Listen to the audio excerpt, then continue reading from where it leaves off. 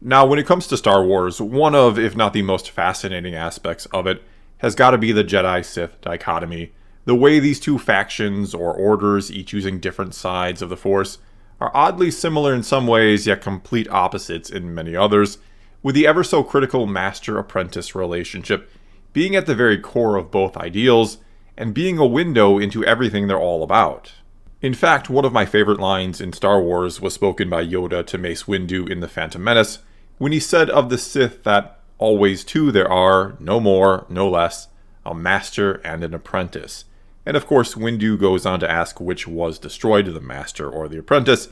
as the camera focuses in on Palpatine. However, the first time I, and many others, heard that line was actually in the theatrical trailer for Episode 1, where the no more, no less part is taken out, and the rest is used in a way to imply Yoda could be talking about, or is talking about, the Jedi, or specifically in this case, Qui-Gon Jinn and Obi-Wan Kenobi, who we get a glimpse of as he's saying those words before it flashes to Maul. Always two there are, a master and an apprentice. And I absolutely love that because, again, the master-apprentice relationship is so critical to both Jedi and Sith, though you could say they use them or go about them in radically different ways, and for different reasons even. And maybe one of the best places these differences, and just the general differences in philosophy between Jedi and Sith, has ever been showcased was actually in an episode of Star Wars Visions called The Elder. Now, I know it's not an episode that everyone who has seen it has loved, and yes, you could argue it is a bit slower and exposition heavy, but the theme or message in there just might be the most Star Wars-ish of all episodes of Visions, and I'm going to talk quite a bit about it here as we explore the Jedi and Sith, and again, the master-apprentice relationship.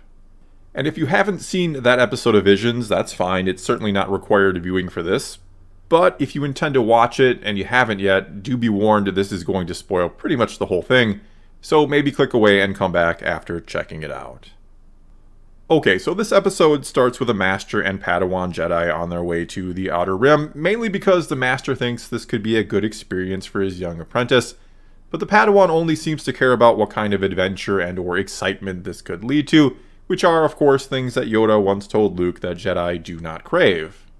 However, just by their very nature, young people not only crave these things just for the experience of it or for the sake of it, but they also seek to prove themselves, both to themselves and to those who either believe in them, like a mentor, or in this case, his master, or those who don't believe in them, like a rival or an enemy, or in this case, the Sith or the Elder that this Padawan will later encounter and lose to. Anyway, oftentimes, above all else, young people will seek out some form of validation and or approval, and oftentimes they will compare themselves to either those around them, like their peers, or those who have gone before them, like a master, or again, some sort of rival, or someone else they wish to emulate. The apprentice in this case talks about how his master has, perhaps, been to more places across the galaxy than any other Jedi, that he maybe even holds a record of some type. But the master, even though he does want or wish greatness for his apprentice, for him to become powerful even, to protect those without it, as he says, he downplays his own personal accomplishments because what he has achieved for himself means nothing next to what he has done for others, which is a lesson he must teach his apprentice, the most important or valuable one you could argue, since a Jedi is meant to be completely selfless. Basically, the job of a Master Jedi is to inspire greatness while at the same time tempering the ego, or to teach or train their apprentice to go on to one day be better than them, so that they can go on to one day teach others to theoretically be better still, and for the Jedi Order itself, the greater whole, to ever progress.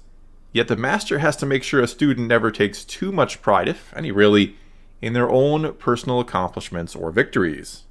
In fact, you could argue the only time a Jedi should ever really truly feel or embrace their pride is when they have been outdone by their apprentice. This is the moment they know their greater purpose has been fulfilled, that they will, in a sense, live on forever in what they have done for others, be it for the apprentice or for anyone else they've helped along the way in the galaxy. The Sith, on the other hand, are the opposite in pretty much every respect or way imaginable. A Sith cares only about themselves, never about what they can do for others or what legacy they'll even leave behind, because once they're gone, it won't matter. Nothing matters but what they can accomplish for themselves now, and being more powerful than any and all others.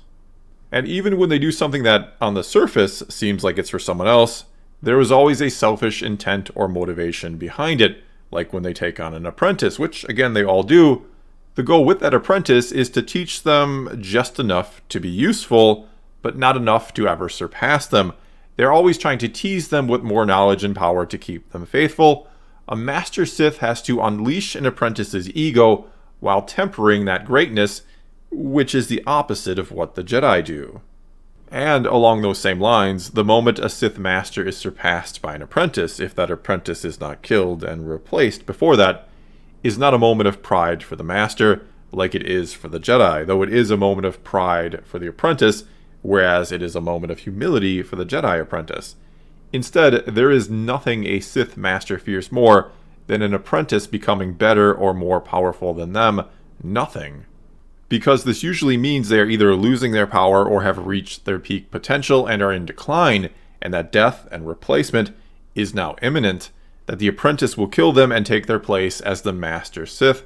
and that this endless and oftentimes fruitless cycle will continue with them taking on an apprentice of their own, if they don't already have one, that is, with the apprentice of the apprentice, oftentimes aiding in the defeat of the Master,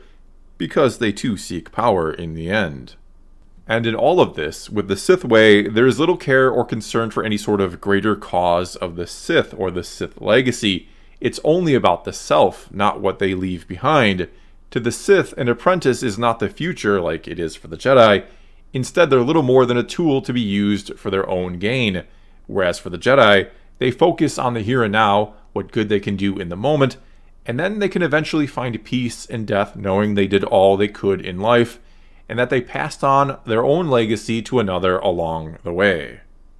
And all of this is highlighted beautifully in this episode of Visions when the Elder or the Elder Sith, with his dying breath or last action, destroys or self-destructs his own ship, leaving no trace of who he was or his legacy behind.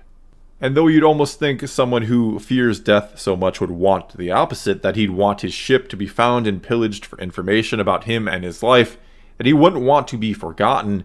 he is instead so selfish that he'd rather be forgotten than see his legacy, which is a little more than all he has amassed in terms of power and knowledge in his lifetime,